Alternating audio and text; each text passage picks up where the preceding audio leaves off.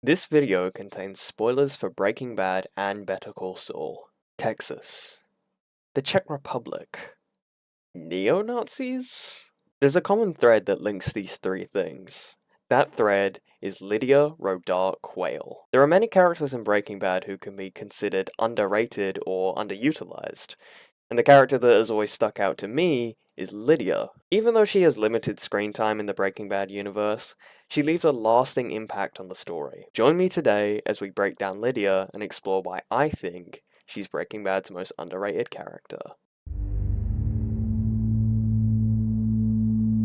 Lydia's backstory can seem rather ambiguous. However, when you look closer, there's some subtle hints as to what it might have looked like. I believe that Lydia was abandoned as a child and ended up being raised in a group home. There are two scenes that back up this theory. The first is in the second episode of season 5, titled Madrigal. Mike ambushes Lydia in her house after she ordered a failed hit on him. He threatens to kill her. The thing that stands out to me is she doesn't plead for her life at all. She's rather calm and even says, "What are you waiting for?" She's fully accepted death. However, things change as she learns that she'll disappear. She starts getting loud and begging, not for her life, but for her daughter to find her corpse. She insists that My daughter's not thinking I abandoned her. this line stands out to me. She doesn't care if she dies, but she won't stand for her daughter to feel what it's like to be abandoned. Lydia knows that exact feeling. Her desperation indicates this to me. She doesn't wish for her daughter to grow up feeling unwanted and go through what Lydia went through as a child. The second piece of evidence lies in the 5th episode of season 5, titled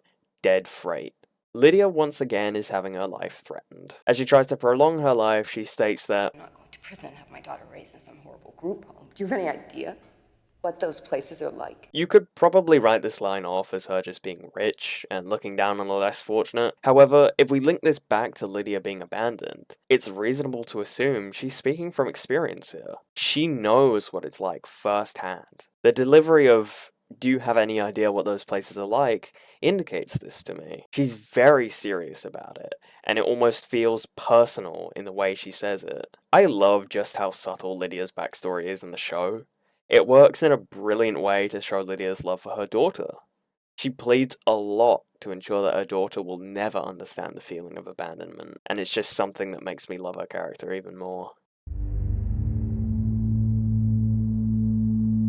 Money. Fun. Family. These are all reasons as to why Breaking Bad characters are involved in the criminal underworld. But why does Lydia do it? This question has stuck out to me for a while. It's never established what Lydia's motivation is and why she's involved in the business in the first place. Lydia comes off as an incredibly anxious person, and someone who doesn't come across as a criminal. Gomi even completely dismissed the idea that Lydia could be involved in Gus's empire. What about that, Lydia? In this world? No way. Let's first break down the reasons I stated earlier. I talk about why I think these don't apply to her. Money. Lydia works for Madrigal Electromotive, a huge conglomerate which operates in all kinds of areas of business. So it's safe to say that Madrigal as a company is successful and definitely would provide some job security. Considering that Lydia is the head of logistics at the company, she would most likely be getting paid a decent wage for her high position. She also has a swanky house. Madrigal clearly keeps her comfortable. She was already engaged with Gus's empire by the time we see her house, but I'd assume Madrigal could satisfy her needs easily. Although, it doesn't always matter how much money people have. Sometimes greed gets the better of them. Take Todd, for example. He keeps cooking with Jesse to make more money on top of the millions Jack had acquired from Walt. However, I don't see this lining up with Lydia's character. She's incredibly anxious and fears being caught. So much so that I don't think money would persuade her to continue. Does she do it for fun? I think the answer is simply a flat-out no. There's no indication to me that she gets a kick out of the crime. And she also has her life threatened multiple times, which I'd imagine isn't fun for her. Does she do it for her family? I don't see this being the case either. Crime comes with great risk, and one of those risks is losing your family. As I stated earlier, Lydia doesn't want her daughter to grow up in a group home, and by being involved in the criminal underworld, that risk is increased greatly. She also simply doesn't need to commit crime to provide for her family, as Madrigal can meet that requirement easily. So why is Lydia involved in crime then? The answer is Peter Schuler. As we know, Lydia worked closely with Peter as well as Gus to keep the Empire going. I don't think it started with Lydia being immediately wrapped up with Gus and being threatened with guns. Peter might have approached Lydia and asked her to simply ship a barrel somewhere. It seemed harmless. And then Peter may have asked her for another favor. Over time, these favors may have snowballed, and eventually she met Gus. At this point, she was in too deep to quit. However, I believe Lydia wouldn't even realize just how deep she was because of how much of a businessman Gus is. In Season 5, Episode 7 of Better Call Saul, titled JMM, we can see how Gus interacts with Peter and Lydia. He acts rather kind, throwing compliments around to Peter and being all smiley. This is the version of Gus that Lydia knew, not the scary, murderous man he really is. Lydia thinks very highly of Gus, and the fact that he handles everything in such a professional manner is what drove her to continue in the business. The money was just a bonus. By the time Gus died, it was too late for her to simply quit, as Mike wanted to use her connection to get the methylamine. She couldn't deny him, considering her life was being threatened. She got involved with scary individuals, so backing out just wasn't an option anymore. Lydia is incredibly lucky. She's nearly murdered, not once, not twice, but 3 times. In 502, Mike happens to spare her life. It's a little unclear as to why he does this. It could have been the temptation to get back into the meth business, or simply because he felt sorry for Lydia, after she was pleading not to disappear. In 505, she tempts the Bold Trio with an ocean of methylamine, and eventually manages to convince them not to kill her, as she's the only one who can keep the methylamine flowing. And in 508, she managed to prolong her life again by floating the idea of the Czech Republic to Walt, causing Walt to change his mind about poisoning her with ricin. Her business and persuasion skills certainly are a factor in her escaping death, however, the attempt in 502 was purely luck. I think the fact that she managed to avoid death 3 times in the span of only 7 episodes just proves how lucky she is. Sure, she does eventually fall victim to the ricin poisoning in the finale,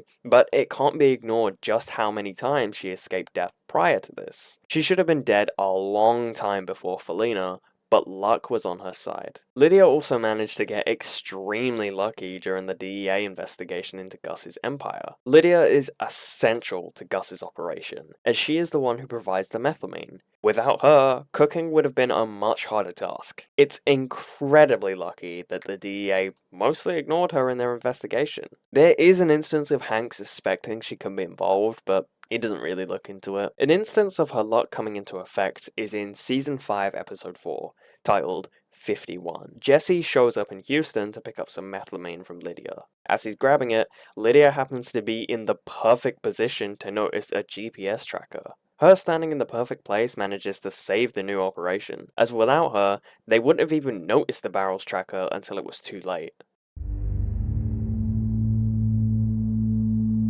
Despite her anxious demeanor, Lydia's actually quite ruthless. This is one of her most underrated aspects, and it shows when you look at her kill count. Her kill count is shocking. She doesn't actually kill anyone directly, however she orders many deaths and bears a large responsibility in them. According to the Breaking Bad wiki, Lydia has a higher kill count than most major characters, including Lalo and Mike. In just a single season, she has a hand in 21 deaths. Death absolutely surrounds Lydia, and it's something that can go unnoticed by fans because none of her victims are directly killed by her. She's still absolutely a ruthless character though, regardless of the fact that she's never directly killed anybody. Whenever her life is threatened, she's willing to have other people killed out of self-preservation. Take Mike's 11 men, for example. She orders each one of them to be killed to ensure they can't ever talk to the DEA and expose her involvement in Gus's empire. As she takes a more commanding role in the business following Walt's departure, she becomes even more ruthless. She has Declan and 8 of his guys killed simply because the product they were making was substandard. I'd imagine she had every intention of having them killed regardless of what Declan had said, considering that Jack's gang weren't too far behind her after her arrival at the meth lab. She believed that Todd could do better, and because Declan kept refusing, he had to go so they could steal the cooking equipment. Another example of her ruthlessness is in the finale. Walt approaches Todd and Lydia, proposing a new method of cooking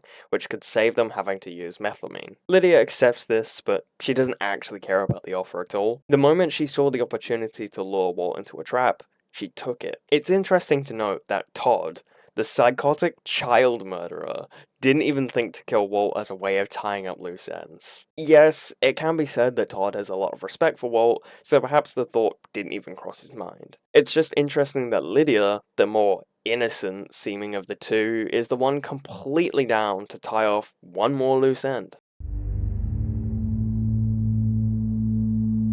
Lydia is an incredibly selfish person.